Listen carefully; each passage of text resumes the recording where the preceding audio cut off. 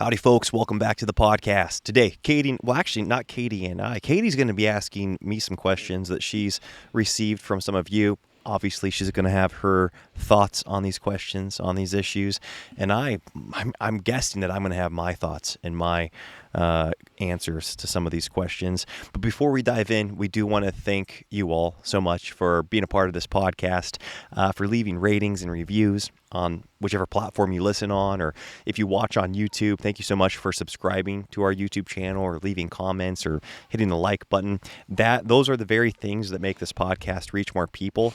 And in addition to that, we've said this before, but it is fun that the podcast, unlike many other podcasts, it's fun that like our podcast.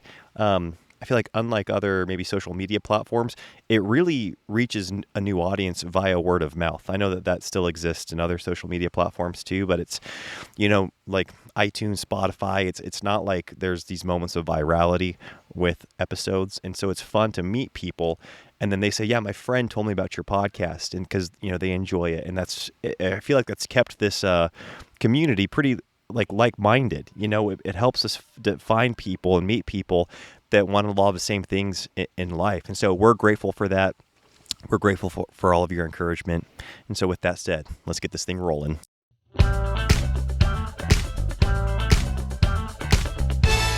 The Now That We're a Family podcast. Okay, Elisha, so we're going to dive right in. We have a Q&A box. If you guys aren't familiar, I'll link it down in the description below. Actually, I won't, but I say that, and then Megan does, and she's awesome. Thank you, Megan. Thank you, Megan, for all the links that you do every week, because everyone knows that before Megan, we would say we would link things, and we never did. That's embarrassing. It is. We were probably like 3.5, 4 years into our podcast, and we'd mention things that we're going to link. And I don't know, maybe like 12% of the time we actually would. So sad. I just forget what I said in the podcast. Yes. Anyways, so, but I can link, Megan can link that Q&A box down below. And if you have questions, we love hearing your thoughts. It's one way for us to hear feedback from you. I don't get in the comments very often, primarily because I check my computer about once a week out here, so I'm just pretty out of it. Elisha stays a lot more in touch. He keeps me filled in. But I do love going through the Q&A box whenever we get a chance and hearing from you guys. So you could share also more context in there than you could in a comment. Okay, so this is from Lauren, and she said, can you please share your thoughts on how to handle stage fright in children? My oldest two will be 7 and 9 in a couple months, and I desperately want them to start violin lessons. They're both very eager to start, but say they don't want to take lessons if they have to do recitals. And my oldest is adamant that she will not be doing recitals. And she says she can empathize because she used to throw up before recitals and stuff like that. So she does want them to have confidence performing, speaking, debating, and confidence in general in front of a crowd, but she also doesn't want to force them into something where they will resent her or resent the violin or whatever that is. So she's saying, do you think kids can overcome this in your experience teaching and performing, and how would you help a child overcome this fear? Is it just an age thing? Should she drop it and let them skip the recitals? All those things. Yeah, that's a great question. It's fun that you're thinking of this already in regards to music lessons, because it's one thing to want your child to, know the skill of playing an instrument, but then to know that oftentimes that usually, and I think it should, lead to sharing that music with others, and that's performing on some level. And growing up, so I was one of 10 children, and we started performing at a very early age because my mother was a vocalist at our church, and she would always be doing special numbers. And then she started bringing us children up, and there wasn't instrumentation. We would sing to tracks. And so my mom, would have her part, and then us children would come in with our part of the song. And then eventually we started taking piano lessons and then violin lessons. And then we went into fiddle and folk music and so on. And not all of us had this affinity towards performance, right? We didn't necessarily want to go perform with mother because it's uncomfortable, especially when you're a 6 or an 8 or a 9-year-old. And then even, in adolescence, it can be even more uncomfortable because you're just uncomfortable with your body at that point. And so for me, I was never comfortable getting up on stage and performing. And it wasn't something that, especially at an early age, I would have chosen to do. And we see that on the various levels with our children as well. Some of our kids are more prone to wanting the attention. They want to grab the microphone and introduce themselves and introduce their siblings. And I think that's probably going to be the case on some level with every family. You have the person that's more prone to being the MC and stealing the show and taking all the attention. And there's going to be those that are more prone to being shy and not wanting to cause a lot of, not bringing a lot of attention to themselves. So with that said, I think that that's going to be the case in every family. Something that I'm really grateful for is that my dad made it a point to make it so clear that this was not about us. He said, just like when you're hosting somebody at your house, and hopefully we all do this as parents, you don't just permit your 9-year-old to be shy or your 7-year-old to be shy. I mean, some families do, and they just let their kid go to their room, or they let them, never make eye contact and, kind of act sheepish around guests. But when we'd have people to our house, my parents made it clear that it was our job to make them feel comfortable. And so this wasn't about us. This wasn't about how good of a time we were going to have, or we weren't expecting them to make ourselves feel good. Like we weren't having them come into our home and expecting a bunch of compliments or have them be good conversationalists. And my parents took that exact principle when it went to the stage. They're like, this, even though you're the one on stage, it's actually about making the audience feel comfortable. It's about making sure they have a good time, because we've all been in the audience. It's uncomfortable when the performer's uncomfortable. You're like sitting there squirming and you're like, man, I cannot wait until this is done and I can get out of here. And that goes for a public speaker, or it goes for a musician, even different people that are preaching, right? They might have a great message, but just the presentation is so awkward. You can't wait to get out of there.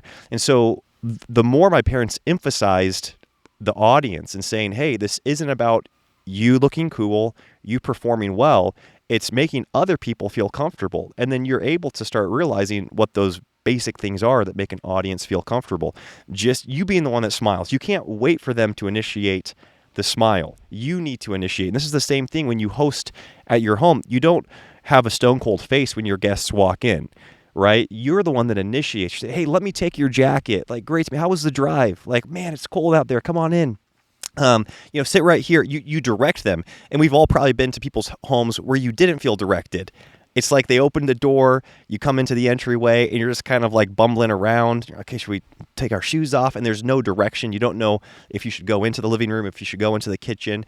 And I think a good host directs their guests. And my parents really took that principle into performance. Like, you're the host, you need to lead your guests or the audience, so to speak, make them feel comfortable. Like, we've got a plan. This is the song I'm going to do. And then just like when you're hosting, it's awkward when there's something that's, maybe the dinner's burnt or the house is a mess or your kids, right on the wall, or it's more awkward when you try to when you don't acknowledge it.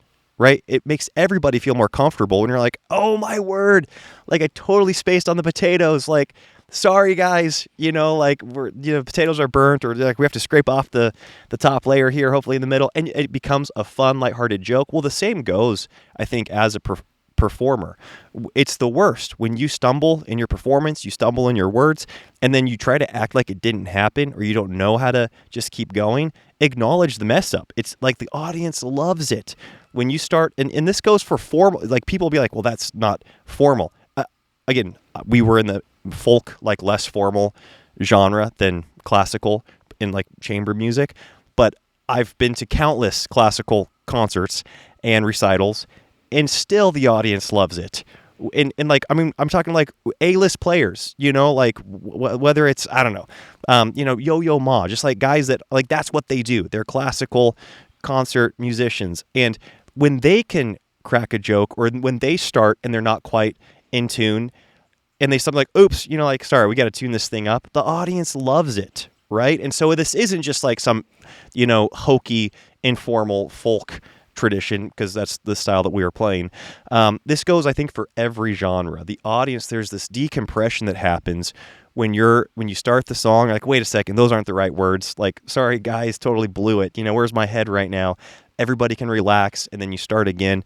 Anyways, I'm talking way too much here. But I think that principle of viewing yourself as the host, and the sooner you can instill that into your children, and you give them You give them that responsibility and you empower them to be like, hey, you've got the ability. And this is going for 7-year-olds, for 9-year-olds, because this is what we tell our children. When we have guests over to our house or when we get up on stage, it's like the audience are our guest and we want them to feel comfortable. We need to direct them. Say like, hey, this is the song we're going to sing. It's about this. Maybe listen for this. When you make your mistake, say, whoa, that was funny. Like, what? Why did we do that? Okay, let's restart. And so anyways, yeah. Celebrate Labor Day the American way with a grill out featuring top quality American meat from GoodRanchers.com. All of their products are sourced exclusively from local family farms. 0 antibiotics or hormones. Hormones. Okay, got that. 0 antibiotics or hormones. I think it's saying or and then hormones back to back. That's tricky. Or hormones. Does that make sense? A little tricky. Or hormones. There we go. Pre-trimmed and individually packed. It makes eating healthy and trustworthy food easy. They are the place to get steaks, burgers, chicken, pork, and wild-caught seafood that will amaze you. We can attest to that. That's true. Yes. Everything they deliver to your door tastes the way it should because it's raised responsibly and expertly cut and inspected for quality. If you eat meat, you should be buying from Good Ranchers. This Labor Day, they're offering an incredible deal. Subscribe to any Good Ranchers box now and get a free add-on for 1 year. That's a full year of free plain chicken breast, Angus ground beef, Applewood bacon, or wild-caught salmon with every order. And with my exclusive... Sorry. Okay. I'm excited about the customization of that. Okay, just wait and then celebrate when I was just starting to get into the flow with my reading. No, I'm joking. And with my exclusive, or really our exclusive code, VOTEBERG, you'll also get $25 off your first box and free express shipping. That's up to $400 in savings. You can start a subscription or do a one-time purchase. If you subscribe and use my code VOTEBERG at checkout to get $25 off your first box, free express shipping, and your free add-on for 1 year. Trust me, this isn't like other subscriptions where you have to jump through 10 hoops just to pause or cancel anytime. Good Ranchers puts the power in your hands to pause, push, or cancel anytime because they're confident you'll love the product. Isn't that so nice? And it is. Having a business, a subscription business, a Voteberg Music Academy, that is so deeply our desire. And for those of you that are our customers, that's what we want so badly, is to make that the experience. I love the Good Ranchers makes that the experience. Okay, by choosing Good Ranchers, you're removing the mystery of the meat aisle. Get the quality, transparency, and flavor you need. Proudly support the best of the USA and fire up the grill with meat that's born, raised, and made right here in America. Don't miss out. Use our code VOTEBERG to grab this Labor Day special and enjoy great savings while supporting American farms. GoodRanchers.com. American meat delivered. No, I'm glad you went into all of that, Elisha, because like you guys are hearing, this is a life skill. So being out of our comfort zone in social situations is a life skill, whether we're introverted, extroverted, whether we prefer to be around people, whether we don't. And so the fact that your daughters are adamant, that's something that we don't allow in our home. Like our children can't tell us, I will not do this. It's like, no, you will. Do what Daddy and Mama say in our home. But the fact that they're adamant they don't want to do it, I think is a great sign to be like, okay, now's the time. It's never going to be easier than now to get them in those situations. Like I said, the younger they are, the least, like they still have the cute factor. Blunders are great. It's like Elisha said, it's better than starting as an adolescent. Like if they really, really hate being in front of people now, it's just going to get more and more and more difficult for them, likely. Because this isn't like a 4 or 5-year-old we're talking about. This is a child that's like going into middle school. And I just think that the sooner they get those reps under their belt, the more they're going to grow that confidence in all areas of life socially, and they're going to feel so good having gotten out of their comfort zone. And I think that that's something our parents both did really well. I know parents have different philosophies on this, but they saw their role as, no, I'm here to help instill in you life skills, and I'm going to decide what life skills are going to be helpful. And you at 9 years old don't know what's going to serve you in your life. And then I'm going to be here for you as a safety blanket. and we're going to step outside your comfort zone together.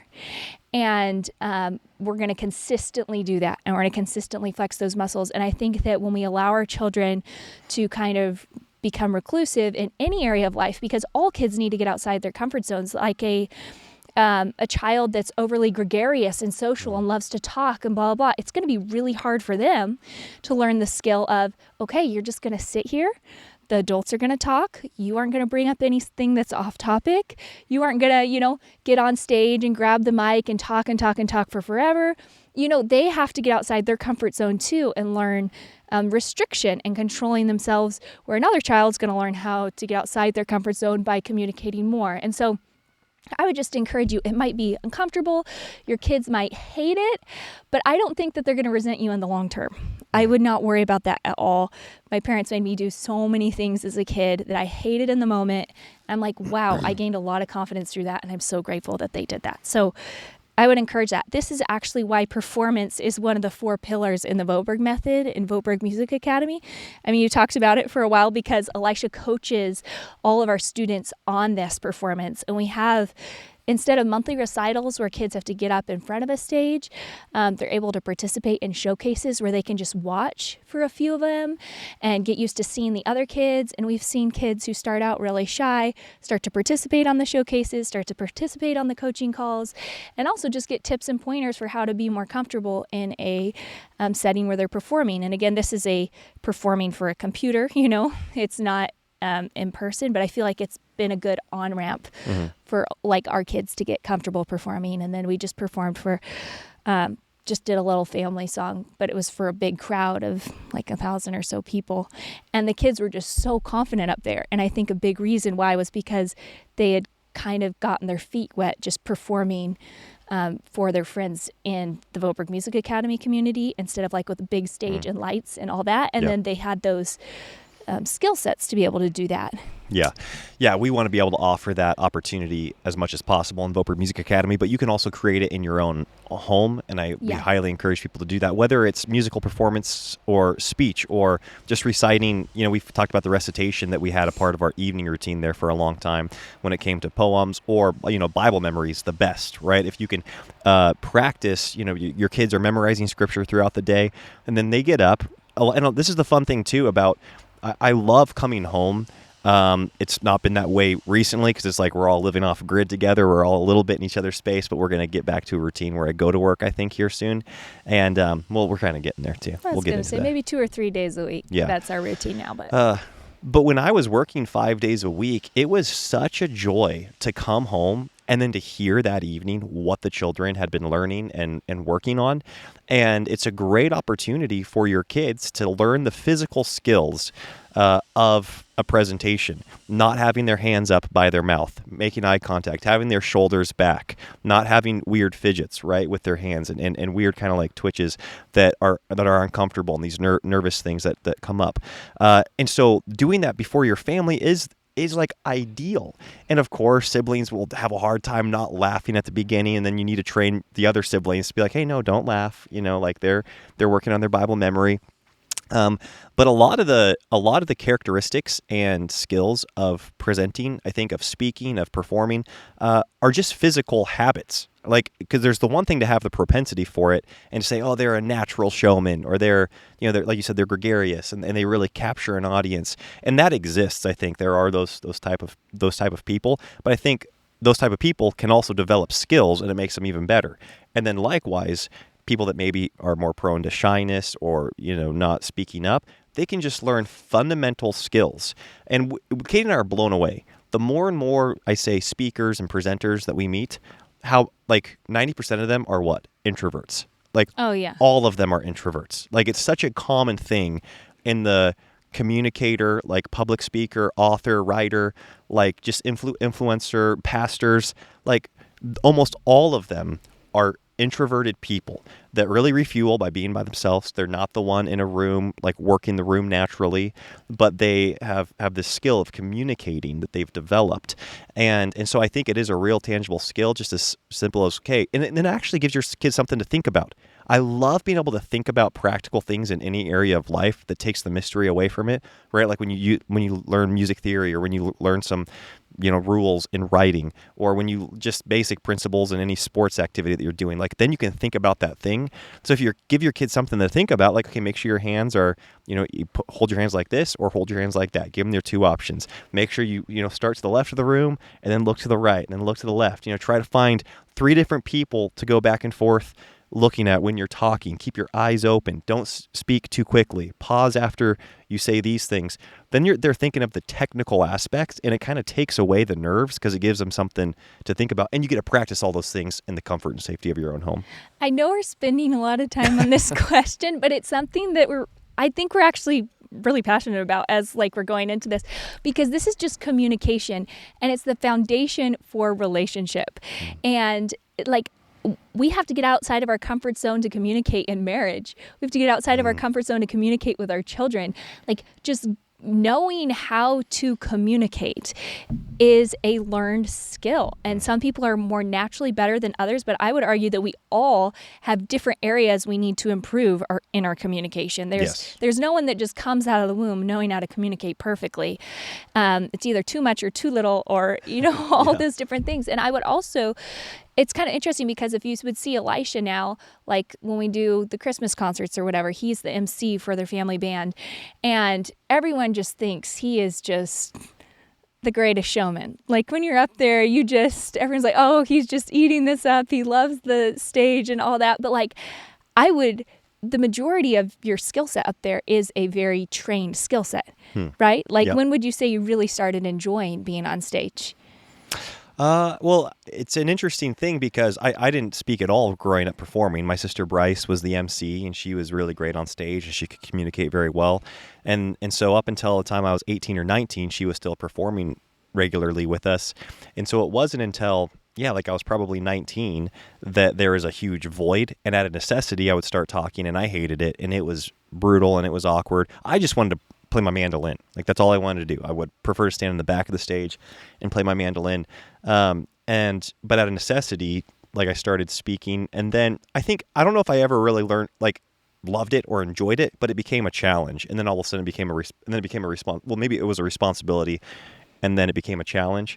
And like I said, it's really liberating when you realize, okay, my job is as host to make the audience feel comfortable, and you go in expecting nothing from the audience. It sounds brutal, but you don't realize how often we expect feedback from the person we're talking to, right? Oh, yeah. And so you're going, okay, I'm going to go talk to so-and-so about this relational thing that I think's come up, and they're giving you nothing back, right? You can't read their facial expressions. Their body language is just, I guess real, very, I don't know. There's nothing coming back. They're not saying anything. They're not nodding. That's really challenging. And so you need to learn to communicate in spite of, I think, what you're receiving on their end. And so so that became the challenge for me, is expecting, okay, people in the front row, people who I can see when the lights are on, I'm not expecting them to be these big encouragers out there with their face. Yeah, not lots of positive, nonverbal communication. Exactly. Because that's the majority of audiences. Most people, when they're listening to a presentation, to a song, their enjoyment face or their focus face looks like they're angry, right? Yeah. I mean it. Yeah, it's true. And that's a good thing to kind of prep kids for too. Yes. But I think like you mentioned, it's maybe even jumping into the recitals might be a little aggressive at this point. So just taking note, you didn't mention that, but you mentioned some things that we did just as a baseline in our home to start cultivating these skills. So I would take it, the fact that your girls really don't like this idea, I would say, okay, I need to start growing. We need to all start growing in this way. But maybe deep diving into the recitals is just a little too aggressive of a start. And so you just make a mental note of that and be like, okay, when daddy comes home at dinner time, we're going to they don't have to know this is related at all. We're just going to start building that skill set. So we're going to just stand up and we're going to share what we did for school today, or you're going to read a paper you wrote, or you're going to share a poem like Elisha said, and then you're going to give little pointers to them, or we're going to work on a song together, and we're all just going to sing and play for grandma when she comes over, and just start building those capabilities, and your child's going to build that confidence. And then maybe next year it's time to introduce violin lessons. And your child still might not want to do the recitals, but they won't be like you experienced growing up, throwing up before the recital or something like that, they'll be like, okay, I don't like this, but I also know, like Elisha mentioned, you have some tools in your tool belt to, okay, I know where to put my hands. I know how to speak in front of people. I know how to do these things. So I would just start taking baby steps in that direction, I guess. I wouldn't drop it completely, because whenever there's a weakness or a lack of desire to do something that's going to be a life skill, I wouldn't just like bury it. I'd be like, okay, maybe this isn't the right avenue. Maybe this is a little too aggressive, but we're going to start building these capabilities. Well, we spent like 25 minutes on that question. You're kidding. No way. That's hilarious. Can we just like title this episode like communication, working with your kids on communication? I don't know. And it's like, I don't ever claim, I don't want to view myself as an expert in this area. I don't, because I really want to be a student in regards to communicating, to presenting, and to, like I want my children also to feel the responsibility as Christians to be good hosts. And I really do see it being such a parallel with hospitality, right? Like you have people over to your house, and there comes a time where somebody needs to organize the room. And I think this is a great job for the husband to gather everyone up, to pray for the meal, to kind of direct everyone, say, hey, if you're doing it family style, be like, hey, we want you to sit here. The kids are going to sit here. I sit here. Or if you're going through the line, kind of buffet style, kind of direct everyone, say, hey, we're going to do mothers and, young children first. All of that is communicating, and it's presenting. And so I think we categorize too soon and say, oh, they don't want to be on stage. So we're not going to have them do that, because that's such a small part of life. Like, of course, most of us can get through a very good life never getting on stage and performing a violin piece, right? And so it's easy to be like, they don't need that skill, but you realize that every person at some point needs to present and you could even call that perform, right? They need to perform a task. They need to perform the duty of that MC duty of master ceremonies, just for your own home, right? Just for your family, of organizing and telling people where to go and what the expectations are. And anyways, yeah. Yeah, it's a great skill. I think it is. It's a great skill, and it's worth working on as a parent. We love live music in our home. I think you would love live music in your home if you don't already enjoy it in your home. And that's why we made Voteberg Music Academy. Check out the coupon below, and you get a special discount for being a listener of this podcast, and you can bring live music into your home. Piano, guitar, fiddle, mandolin, ukulele. If any of those instruments sound like fun to you to learn or to have your children learn, go check it out. Okay, this one's really easy and quick, and it's actually for me, so I'm going to answer it real quick, okay? He goes, okay, my question's super shallow, but I'm curious. Katie, do your sisters dye their hair, or are you naturally the only brunette of your sisters? I love to answer this question. So I have 10 younger siblings. I'm the only brunette, so I don't color my hair. If you guys remember back when I was on Instagram, some of you were around like 4 years ago, accidentally. I thought I was going to go a little darker, change it, dyed my hair like black. It was terrible. I look like Cleopatra, but like bad Cleopatra. No, the best. Cleopatra's Cleopatra ugly stepsister. So anyways, so my sisters are all blonde. My brothers are all blonde. Everyone's naturally blonde. But once they hit around 15, 16, 17, they highlight their hair. So when I say natural, if they didn't highlight, it would look probably like dirty dishwater blonde instead of like bright blonde. But they are all blonde, and I'm the only brunette. Yeah, same with the boys. It's crazy. Yeah, same with the boys. So, like, it gets kind of brownishy in the winter, and then in the summer, it gets blonde. Mm-hmm. Okay, great. So, what are some routines that you guys have off-grid in the tent? Oh, nice. We talked about coming up with some new routines recently. Yeah. Well, I'll go and then you can go? Yes. Does that sound good? Okay. So first, I'd say the routine that stuck the quickest and that we fell in love with very quickly was our evening routine. And that is something that we truly love. Like, we do not want to miss our evening routine right now. And a lot of this has come into place because of, a lot of this was made possible by getting Lionel on a good sleep schedule. Right, figuring out when we were going to put him down or not put him down. And so now we keep him up until everybody goes to sleep. And that's worked out really well. And it's really so. Anyways, our evening routine starts later than our past evening routines have. Okay, so we're really living with the sun these days. So when the sun's going down, we clean up. So we go down to the creek and we kind of like wash the kids up. We don't always do full submersion. If they're really dirty, we'll dip them all the way in the creek. I would say maybe 4 or 5 times a week it's full submersion. Full submersion, yep. And they've gotten, again, the creek has warmed up a bit, and so it's made it a lot more pleasant for them. They've all gotten like way more brave. It's a fun family. It's kind of that, it's the challenge. It's the whole positive peer pressure. It's getting out of their comfort zone too. Yeah, exactly. It's hard to do that. And, we've had to lead by example, and you make it a win. Be like, hey, no, like it's not that big of a deal. Just dunk in like this, get your whole body wet. Oh, doesn't that make you feel great? And we get all cleaned up. We have a bar of soap. And so we do that. And then at that point, they are dry them up, get them in clean undies, put diapers on those that need diapers. And then they are eager to snuggle up at that point, right? And so they all get into their beds, which are these cool cots that we have. They're little like bunk cots. Yes, bunk cots. In fact, today, I think to Top 5 Tuesday, because today's episode's going out Tuesday. Today, I'm sharing on Top 5 Tuesday a little walkthrough video of our camp situation. So it's a little outdated because in the last 2.5 weeks, we've added a lot of features. Yes, yeah. But you will get the gist, and you can see you can picture a tent. So yeah. Anyway, so then what do we do, Katie? Why don't you take it from here? It's like I don't need to explain our whole evening routine. No, I love it. So Leon loves, our 7-year-old boy loves fire. So he goes and he lights the candle, and it was fun. I went to a thrift store with Leon and Lucy, and we found one of those old little, candle holders where you like slip it through your finger and you see it in the old movies walking around with a tall candle. So that's really fun. It makes us all feel very old fashioned. So they light that candle, Leon does. And then they snuggle up in their beds and we grab the book that we're reading, which is Louis Zamperini. We can link it down below.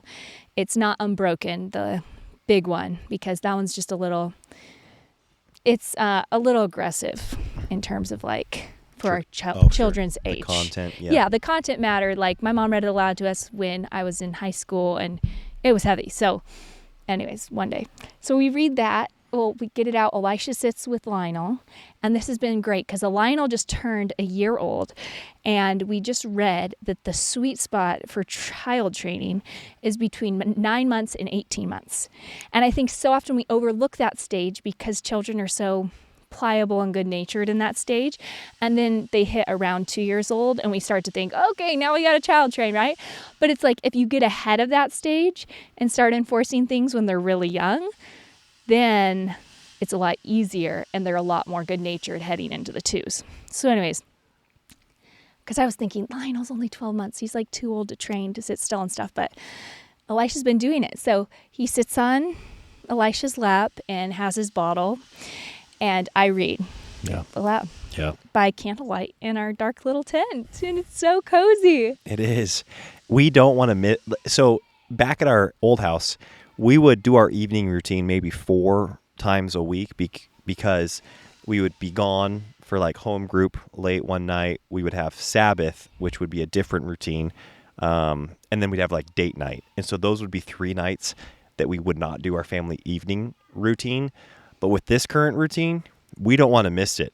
And what's fun is because everybody's going to bed at the same time, and because it's really kind of almost at the same time, it's all around bedtime. Like we have to get ready for bed regardless of what time we get home, and we're going to light the candle either way, and the kids are going to get in their bed.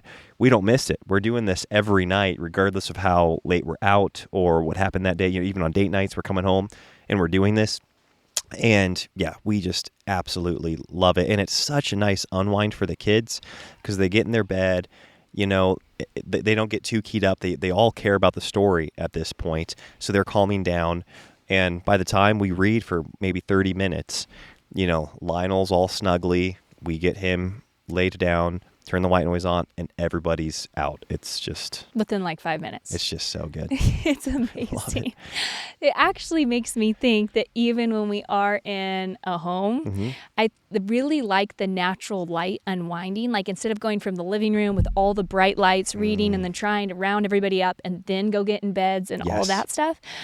And because more of our kids will be sharing a room in our next home, I'm kind of like, this might be something we carry into our next home, where we just like read by candlelight in bed versus having the great vamp up and revamp down. Exactly. Because we would love the evening routine as far as like they'd bathe, we'd get them cleaned up in their jammies. Then we'd all sit in the living room. And like you said, bright lights.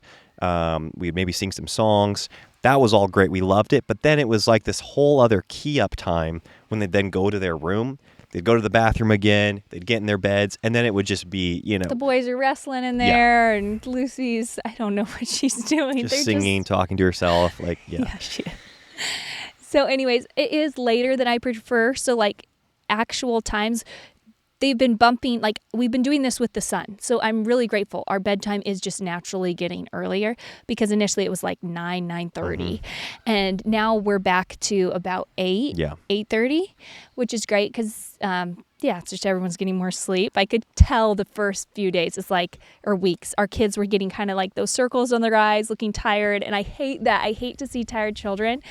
But it was just kind of like I didn't know what else to do. And so now I feel like everyone's catching up on sleep. So that's really encouraging.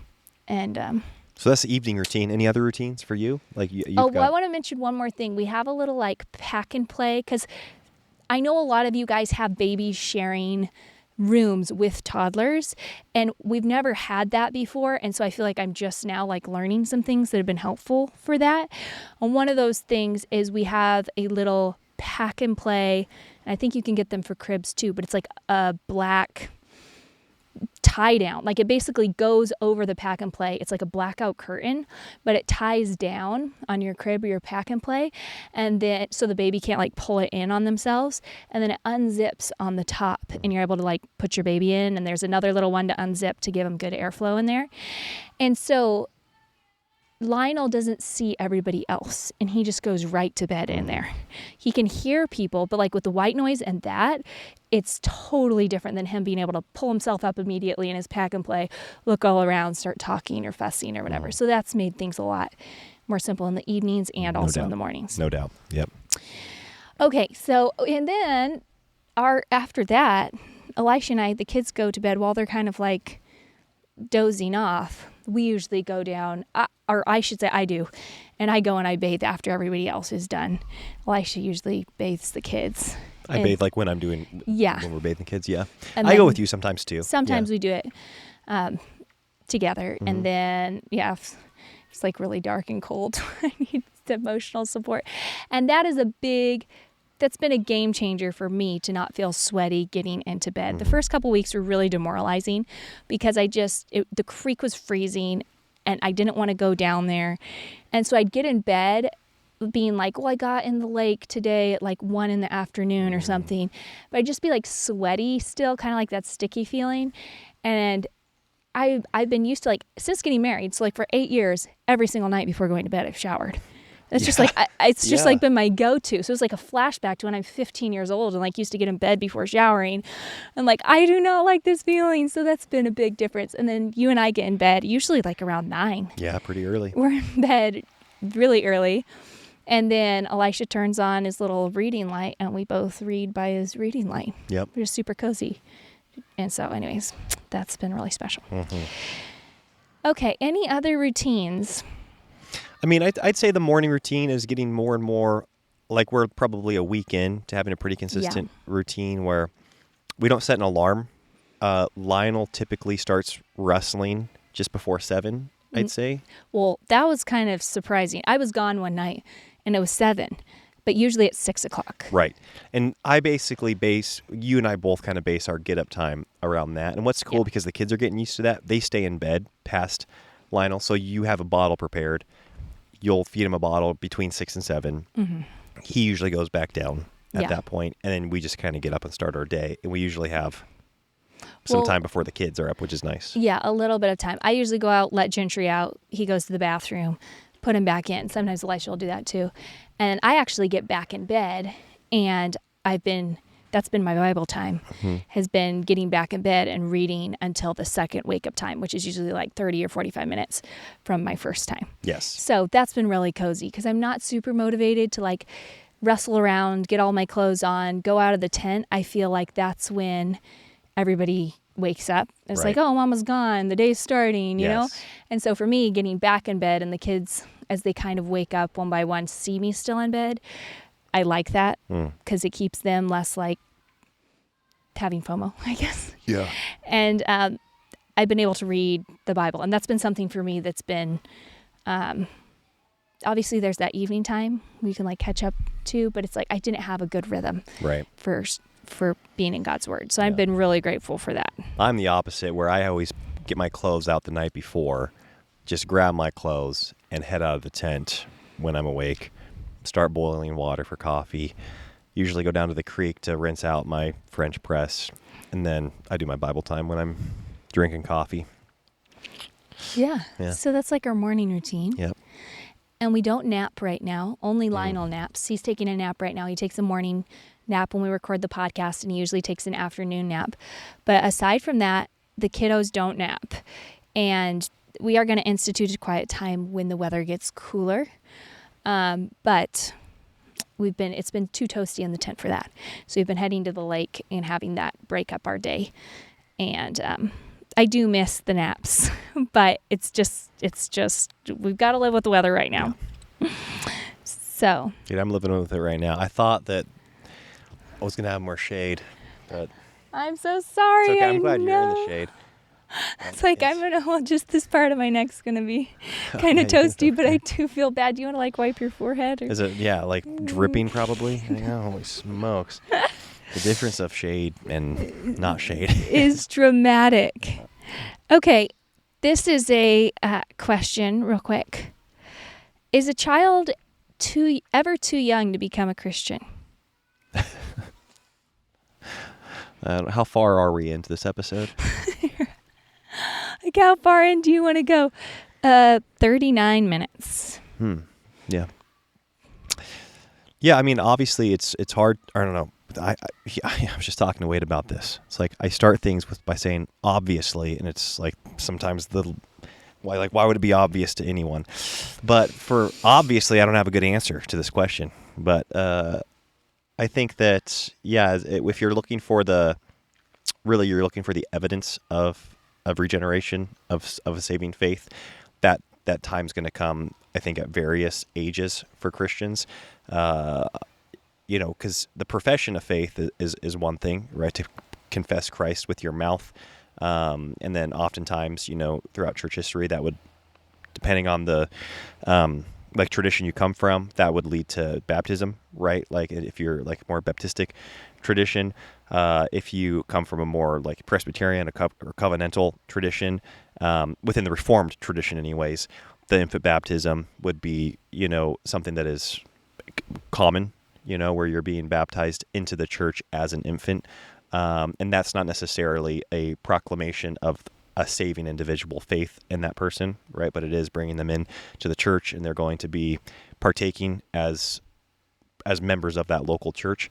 And so are they a Christian at that point? Obviously they are by name, because they're in a Christian family. And so if their mom and dad are Christians, their siblings are Christian, they're in a Christian home, they are considered a Christian baby. And obviously that's an ongoing debate amongst, Pedo and Credo Baptists. And so if you're looking for like an age where you feel like the evidence of a true saving faith is there, I think that varies. It's going to vary from kid to kid. Obviously, the conviction of sin is a characteristic of a regenerate believer, somebody that has been, regenerated and has that conviction of sins, repented of their sin and turned to Christ. But that age, I don't know what that age is. Yeah, we treat all of our children as Christians. Mm-hmm. We assume that they're all regenerated by Christ, and we speak to them as such. We don't say, well, one day when you become a Christian, it's just like we work with them on being able to communicate their faith and understand what that faith is as they grow. And so our son got baptized. He was 5 or 6, our oldest son, and our daughter at the time, she was 4, and she wanted to get baptized. But when we would ask her things like, well, why do you want to get baptized? She didn't know why. It was just because her older brother was, and she couldn't communicate her need for a savior, that understanding of a need for a savior, or that desire for repentance, or had that confession of faith. And so we just decided to wait and have more conversations with her. And so we don't go to a Paedo-Baptist church. And so we have like believers baptism or whatever, it's Credo Baptist. And so that confession of faith is a part of how our church baptizes. Yeah, our pastors and our elders would expect that before, they were willing or comfortable baptizing. Our age on when we're baptizing. So like our daughter now, you see that clear. She understands her faith. She can communicate her faith in words that she understands it. And I think a lot of us probably feel like, okay, we prayed the sinner's prayer, whatever, as a young child. And then when were we really saved? We could point to maybe a moment in our teen years or our young adult years where we understood even more what God did for us and how fallen we were as humans. Like it hits us harder, I think, as adults, and it continues. We continue to understand our faith more and more and what God's done for us more and more. But I do believe in being saved that whole time and being kept by God that whole time. It's just more like my understanding grew from 3 years old when I prayed a sinner's prayer to when I was 17 years old and really understood more God's forgiveness and what he did for me, to being in my 20s and getting baptized. It's like our faith is an ongoing sanctification process. And so we expect that of our children. So yeah, that's a good point, because even if, say, somebody in their late 80s, let's even say early 90s, okay? Okay, all right. Congratulations. Professes Christ, gets saved, has that conviction of sin, repents, turns to Christ, has the fruit of regeneration in their life, they would be able to probably retrospectively look back and say, yeah, even though I had a life of unbelief, of no faith in Christ, of sin, of, rejecting the truth of God, replacing that with a lie, I see now that God had me all that time and he chose to bring me in this later. Like I came to that saving faith at this point. And so it's like they were a Christian at that moment, but they were God's that whole time, right? Like they were in God's plan and design for his elect, for his children, for his people. And so even as we look back and say, well, what moment were we saved? It's like, boy, it feels like I've had this epiphany at this point. I had this moment at this point. And I know it's different for every believer where they feel like they had this experience where they were in darkness and now they're in light. But I think people that are brought up in Christian homes like we were, there's maybe that cognitive understanding of, okay, there's a creator God. Who I am falls short of what his standards are, his holiness. Jesus died on the cross for my sins. Or like, okay, I think I get all that. I prayed the sinner's prayer, like you said, but maybe you didn't experience anything, emotionally or what we would even consider, spiritually, but you understood it cognitively. And then later on, you have more experiences in your teens, the weight of sin hitting you at different times, which then helps the weight of the gospel sink in even more. I think that's a continued experience for believers. And so to say, well, what point were you really saved? And you're like, well, God's had me this whole time.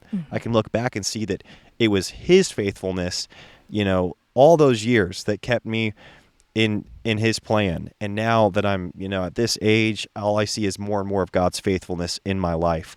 And so anyways, it's probably a different experience for everyone. So like, is a child too young to ever become a Christian? No. Our children are Christians now, and that they're followers of Christ right now. And I think it's our job as parents. They follow Christ with us currently. Exactly. Yes. And that's not saying our faith saves them. No. That's not what I'm saying. But I'm saying they are followers of Christ, which is what the term Christian is. And that regeneration process is going to be a ongoing process for them to be able to communicate what God's done in their lives. And so we don't, in our home, pray the sinner's prayer. That's because we don't believe that's what saves a child. But we do pray consistently with our children to ask God for forgiveness for sins as they feel the weight of their sin and they want to ask for forgiveness, and that sanctification process is ongoing in their hearts. Mm-hmm. Yeah. Hopefully all of our homes are Christian homes, meaning like, oh, is your house regenerate? Is your house blood bought? It's like, no, our home, our culture, our language is characterized by Christ. It's like you said, we're following Christ with our literature. We're following Christ in how we behave with one another in marriage, and how we behave in the workplace, and how we're training up our children. And when you do that, I do think that that's character. You call that Christian. It's like we're a Christian home. People call things, Christian music or Christian literature. And I do think that has a real meaning to it. It's like this is characterized by our faith in Christ, and it comes out in our behavior. Now, so we would hope that our children are Christian children, like they're being informed by the Bible. They're being informed by what Christ has done on our behalf and what we believe he's done on their behalf as to their personal regeneration and conversion. We really trust that the Lord does that. Like we trust, and we don't know when or what, even how it looks in each person's life, but we're raising them as Christian children, knowing that Christ is the one that's going to save their individual soul. And by doing that, it's just a convicting of the Holy Spirit for their sin, and then them repenting and confessing with their mouth that Jesus Christ is Lord. And that's an ongoing repentance and confession. Mm-hmm. And God, just as he keeps them before, is going to keep them after that. Mm-hmm. And so it's not a momentary thing where it's like, they weren't saved, they're saved, we got them, they're in. And so I just trust that the Lord, I see him convicting my youngest children and of their sin, and they don't understand why or how, but he's doing it. Yeah. And it's so beautiful to see that. We should wrap it up, I think. Yes. Is that all right? I think so too. I think so too. The kids are getting... I just noticed I know our kids are playing with the neighbor kids over there, but I'm seeing a couple fun questions. So anyways, we'll have to do this again. Good thing we do 2 podcasts a week. Yeah, exactly. Okay. Folks, Thank you guys for listening. Yeah, thank you all so much for listening. Talk to you soon. Bye-bye. Bye.